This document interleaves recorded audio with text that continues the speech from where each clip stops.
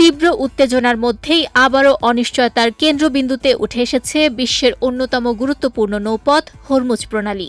নতুন করে এই প্রণালী বন্ধের ঘোষণা দিয়েছে Islamic revolutionary guard corps IRGC।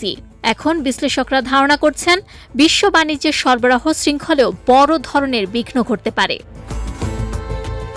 শনিবার দুপুরে দেয়া এক বিবৃতিতে IRGC জানায়, যুক্তরাষ্ট্রের অব্যাহত নৌ অবরোধের কারণে পরিস্থিতি আবার কঠোর নিয়ন্ত্রণে নেওয়া হয়েছে।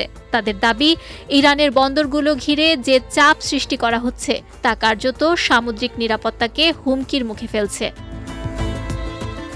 IRGCর বরাত দিয়ে ইরানের রাষ্ট্রীয় সম্প্রচার মাধ্যম IRIBর খবরে জানিয়েছে, যুক্তরাষ্ট্রের কর্মকাণ্ডকে অবরোধের আড়ালে জলদস্যুতা হিসেবে দেখছে তেহরান।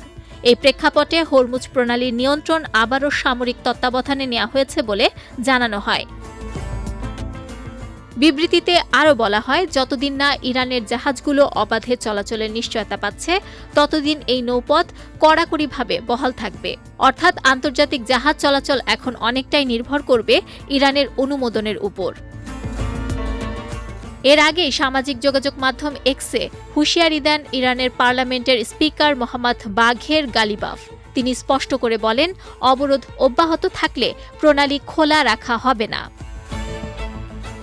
তবে এ পরিস্থিতিতে কিছুটা আশার আলো দেখা যাচ্ছে।